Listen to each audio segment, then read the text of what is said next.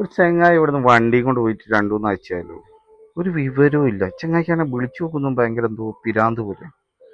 എന്തായാലും വിളിച്ചു നോക്കുക. പൈസയൊന്നും അയച്ചില്ല. അല്ല പടച്ചോനെ, മുതലാളി ഉണ്ട് വിളിക്കുന്നേ. ഈ ചങ്ങായനോട് ഇപ്പൊ എന്താ പറയാ? ഇനിയിപ്പൊ ഇവനെ കൊണ്ട് സ്വൈരക്കേടായല്ലോ. ഇങ്ങനെയുണ്ടോ ഒലക്കന്മാരെ മുതലാളിമാര്? ഹലോ, അസ്സലാമു അലൈക്കും. വലൈക്കും സലാം.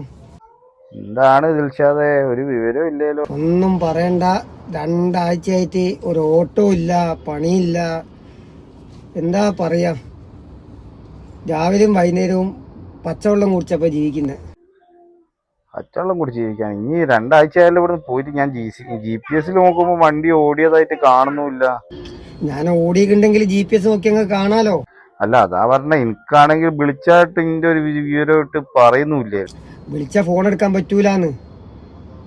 വിളിക്കുമ്പോ പറഞ്ഞാല് ലോണുകാര്, പേഴ്സണൽ ലോണുകാര്, ഫോണിന്റെ ലോണുകാര്, പല അടവുകാര്, വാടകക്കാര് ഇതൊക്കെ വിളിച്ചോണ്ടിരിക്കും.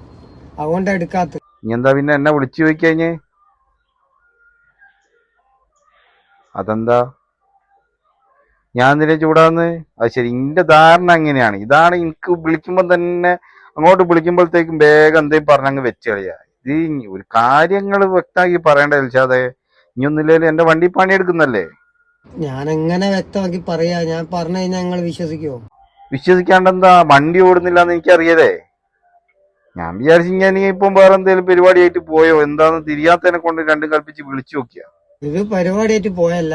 കയ്യിലൊരു പൈസ ഇല്ല, പട്ടിണിയാണ്. അങ്ങോട്ട് വരണമെങ്കിൽ ഇങ്ങോട്ട് പൈസ അയക്കേണ്ട അവസ്ഥയാണ്. അത് കുഴപ്പമില്ല, ഞാൻ ഇപ്പൊ അയച്ചുതരാം. എന്നാ ഇനി പറയണ്ടേ, പൈസേന്റെ എന്തെങ്കിലും ബുദ്ധിമുട്ടാണെ പറയണ്ടേ ദിൽഷാദേ. പുരയിൽ എന്തൊക്കെ ആവശ്യങ്ങളുണ്ടോ? പുരയിൽ എന്താ സ്ഥിതി?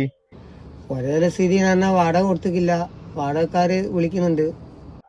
വാടക എത്രയാ? വാടക 4000. എന്നാ ഒരു കാര്യം ചെയ്യാം, ഒരു 6000 രൂപ ഞാൻ ഇപ്പൊ ഇട്ടുതരാം. ഞാൻ വാടകയും കൊടുക്ക്. ശരിക്കും നിങ്ങള് 6000 ഇടാൻ ഓക്കെ ആണോ? അല്ലെങ്കിൽ അതെന്താ ദിൽഷാദേ, ഈ ഇതുവരെയായിട്ട് ഇങ്ങനെ ഒരു കാര്യം എന്നോട് പറഞ്ഞിക്കോ? നമ്മൾ ഒരു ബുദ്ധിമുട്ടുണ്ടോ ഇല്ലയോ എന്ന് നമ്മൾ പറഞ്ഞാലല്ലേ അറിയുള്ളൂ. ഞാനങ്ങനെ ഒരു ബുദ്ധിമുട്ടുണ്ടെ പിന്നെ സഹായിച്ചില്ലേ പിന്നെ എപ്പോഴാ?